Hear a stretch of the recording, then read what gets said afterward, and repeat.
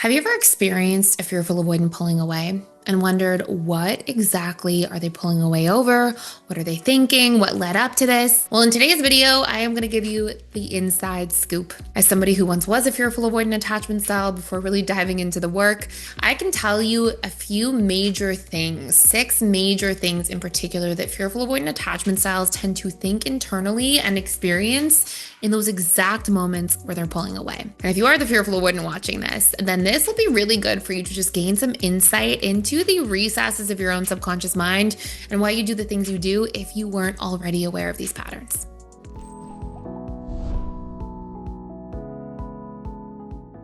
The very first reason, as you can imagine, is if trust is broken in the relationship. Now, this doesn't have to be in a dating stage where trust is clearly broken because maybe you haven't agreed to become monogamous in the relationship yet. Maybe you're not in a fully committed relationship. However, if there's trust that seems like it could be broken, fearful avoidants are very hypervigilant about that. And usually at the early stage of a dating relationship, they're kind of like keeping their eyes open to see, are you loyal? Are you somebody who's going to be committed to a relationship? Put the effort in. And they'll often sort of put out little tests for that subconsciously or consciously. And it's to see, like, am I going to be able to be safe in this relationship, be myself, open up, feel seen, feel heard, feel connected? And they're sort of scouting for all these different things, but as it pertains specifically, most so to trust. And if trust is broken on a large scale level, the fearful one may just leave the end of the dating relationship and that's it. And if it's on a small scale level, you'll definitely see them pull away and sort of become reclusive. And the interesting thing from a fearful avoidant perspective is usually the person dating them will not even know what they did wrong. And a lot of the times it's because fearful avoidants will kind of like keep a straight face early on before they really have a deep bond or connection because they don't want to be that vulnerable to somebody yet.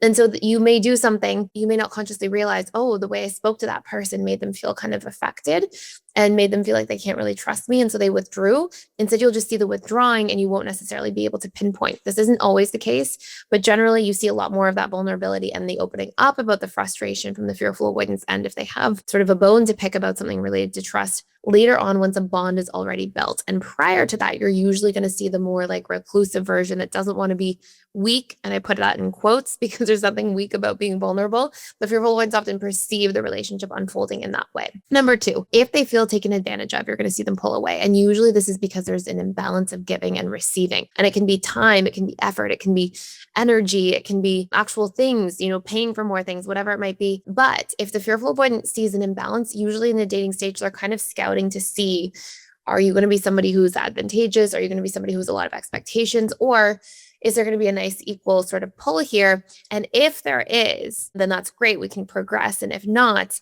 you may see the fearful avoidant just suddenly pull away. And usually again, and this is really powerful work to do if you are the fearful avoidant, usually it's not going to be coming from a place where you choose to like open up and to say, hey, I'm feeling that there's an imbalance. Can you pay for more things? Can you drive to my house more often? Usually you won't necessarily communicate that there feels like there's an imbalance. Usually the fearful avoidant will just kind of like move away from the dating relationship. But again, it's powerful to communicate because sometimes people don't know what your expectations are. And oftentimes people's behavior really can change dramatically if they know what you're looking for and if you communicate and set boundaries and state your needs.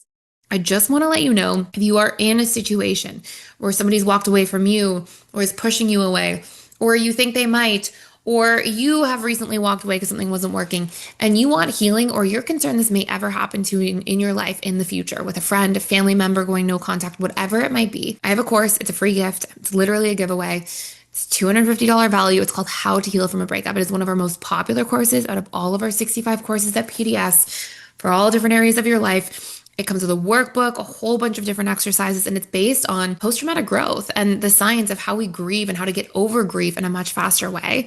And it will really help you to move through breakups in a lot easier of a form and really have a lot of awareness coming out of it and healing. And it's literally free. You get to keep it for life if you check out our 7-day free trial.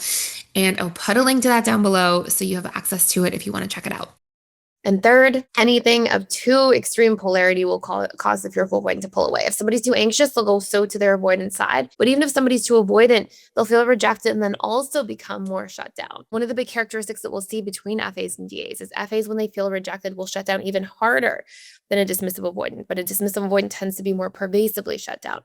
And so you'll see if somebody feels really rejected or they think you're not really invested. Often FAs will pull back and kind of feel unsafe and a little bit betrayed and hurt and not want to invest their energy. Or if somebody makes them feel too smothered and they fear losing their sense of self or being trapped or controlled or anything like that, that can also make them really shut down in the dating stage.